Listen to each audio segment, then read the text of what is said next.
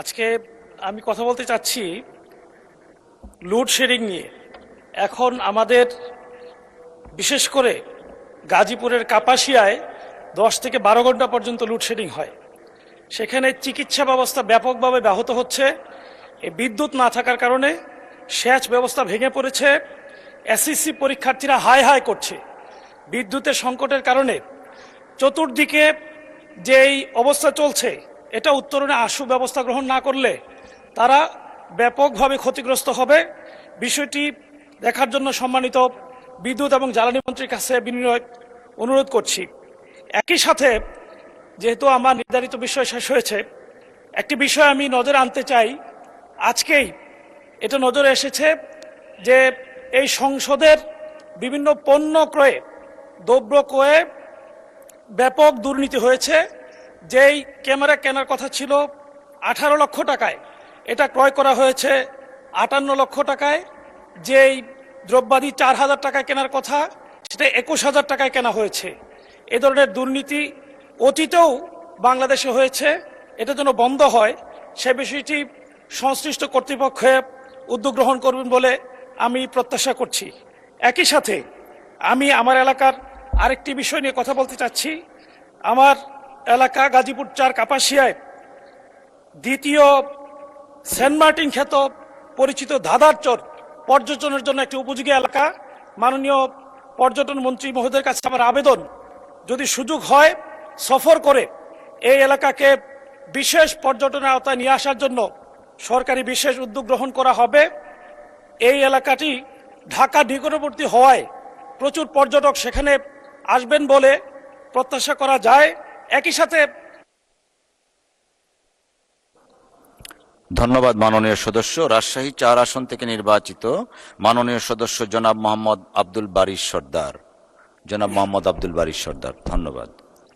বিসমিল্লাহির রহমানির রহিম। আল্লাহর শুকরিয়া, আলহামদুলিল্লাহ।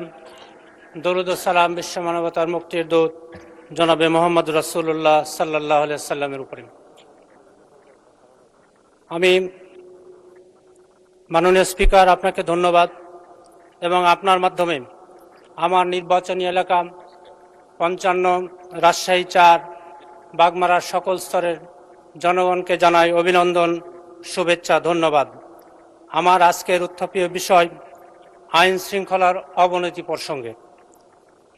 ইতিমধ্যে আপনারা পত্রিকার নিউজের মাধ্যমে জানতে পেরেছেন যে আমার নির্বাচনী এলাকা রাজশাহী 4 বাগমারায় নির্বাচনোত্তর সহিংসতার কারণে আইন শৃঙ্খলার বেশ অবনতি ঘটেছে। গত 24শে মার্চ তারিখে আমার নির্বাচনী এলাকার গাঙ্গোপাড়া ডিগ্রি কলেজের সম্মানিত শিক্ষক জনাব সুলতান স্যারকে ওনার বাড়ির কাছেই বাজারে দুষ্কৃতিকারীরা ধরে মারধর করে তাকে জখম করেছেন। উনি হসপিটালে ভর্তি ছিলেন, এখন বাসায় এসেছেন। এ ব্যাপারে থানায় অভিযোগ করা হয়েছে, কিন্তু দুঃখের বিষয় আজ পর্যন্ত কোনো আসামি গ্রেপ্তার হয় নাই। এরপরে একই কলেজের ভাইস প্রিন্সিপাল জনাব মনসুর রহমানকে বারবার হুমকি ধুমকি দেওয়া হচ্ছে যেন উনি কলেজে না আসেন। তাদের কারণ একটাই ছিল যে তারা আমার পক্ষে ভোটের সময় কাজ করেছিলেন, নির্বাচনের সময়।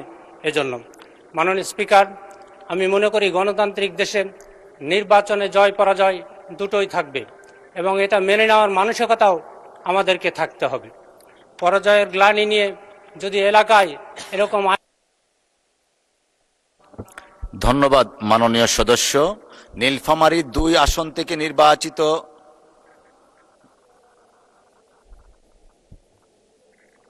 মনিরুল হক চৌধুরী সাহেব, দেখি কি বল।